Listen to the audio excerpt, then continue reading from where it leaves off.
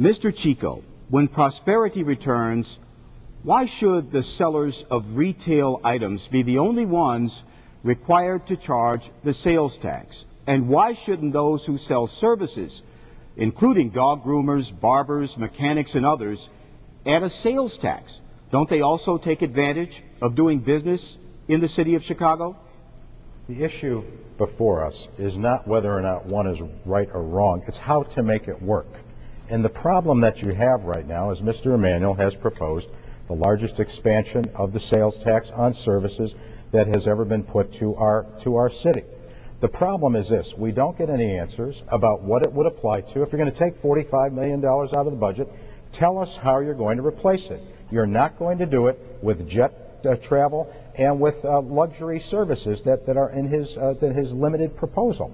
The problem is this: Cranes, Chicago Sun-Times, and Chicago Tribune all say it doesn't add up. So the problem is it's a phony claim to say that somebody's going to get $200 savings when it never adds up. You'd have to make $600,000 a year to get $200 in savings. Nobody's going to be eligible for that in this city. Well, I've proposed 3 separate tax cuts. One on the employee head tax that is a disincentive for hiring people. Second, a change in the natural gas tax. As you know, People's Energy just suggested a rate hike, and it would save middle-class families on their energy bill. And third, I've also talked about a sales tax reduction. Well, Mr. Chico, I mean, you've called Mr. Emanuel a pathological evader of the truth. Right. Is his response to this issue part of that?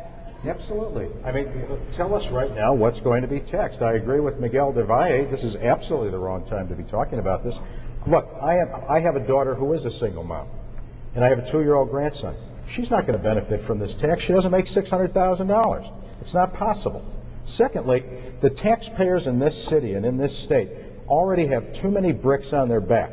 They cannot afford this. One thing is for sure, you may take this 20% off, but I'll tell you one thing: when you go into the barber shop, when you go into the dry cleaner, and when you call a plumber, and that new 9% is here, you're going to feel that pinch. Trust me, working families around this city are going to feel that pinch. Mr. Emanuel. There's 3 separate tax cuts I've proposed.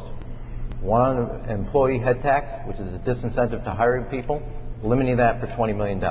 The second is a change in the natural gas tax, and that would also save hundreds of dollars for middle-class families, especially now as People's Energy is talking about raising the rates.